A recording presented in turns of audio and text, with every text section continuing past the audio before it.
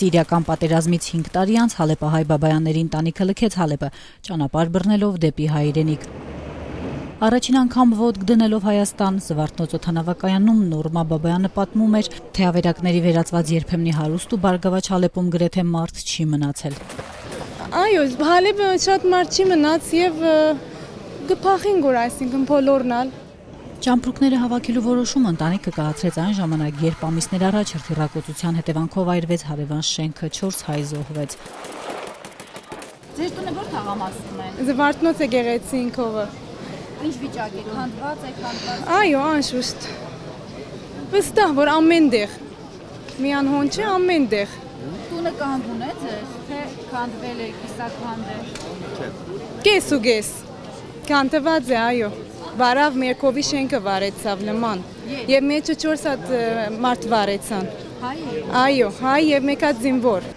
1.5 տարեկան տղայի եւ 7 տարեկան դստեր ծնողները պատմում են, որ հատկապես վերջին ամիսներին փողոց մեծ վախով էին դուրս գալիս։ Դպրոցը հասակ աղջկան անգամ սկսել էին դպրոց չթողնել հաճախել։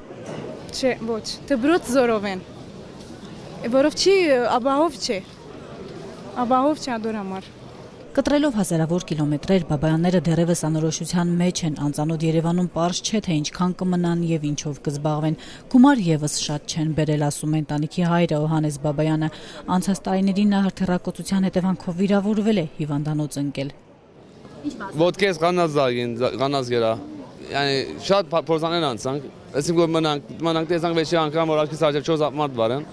Ու կովիդ շենքս բիթփլվի ալևս, ասինքն որ չէ, վերջացավ, այս պետք է լինի։ Հիմա վնասված է։ Չէ, հիմա լավ է։ Զարգին, բայց բուժումը դեսա ամեն լավացավ։ Yani ինչպես փորձանք, ես կալեմ որ աղջիկից հետ երեխայից իրեն աղում պիտի դանեմ։ Ինձ ոնդեն ղանած կզանեգոր։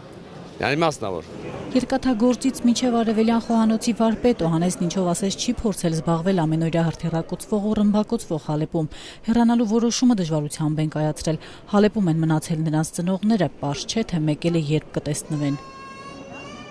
Հետ գնալու եք։ Չեմ գազել ոչ։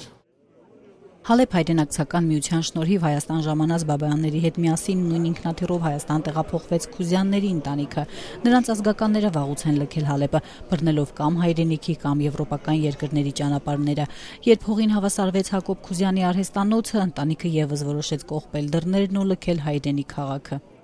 Մենք Սուլեյմանիա էինք, բայց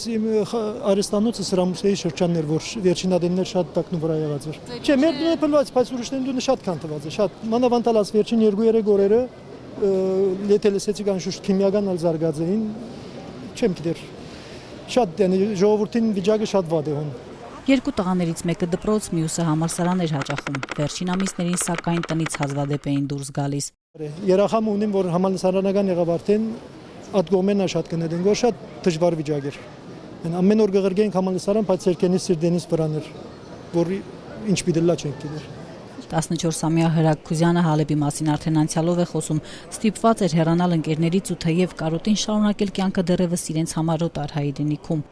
Ադեններ վախով գերտանք, շապատ մգլար, շապատ մճերլար, ասանք, այսինքն։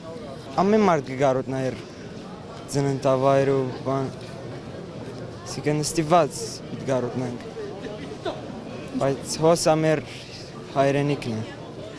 Մայրը Ազատուհի Մինասյանն էլ հավելում է, քանի դեռ Հալեպը պատերազմի մեջ է, հետդարձի ճանապարհ չկա, չնայած ծանր է բաժանումը։ Որոշեցի գալ, որովհետև երկու հատ տղա զավակ ունեմ ես, երդասարդ։ Ամեն օր դպրոց ուղարկել եւ ղրգել ինձ համար մեծ տակնաբեր, շատ վախենում էի, կյանքի ապահովության համար շատ վախենում էի իրենց վրա։ Միան աս պատճառով, թե ոչ մեր դունն էր, մեր դեղն է, մեր բաժված, այսինքն ամեն բան է, բայց կյանքի ապահովության համար միան։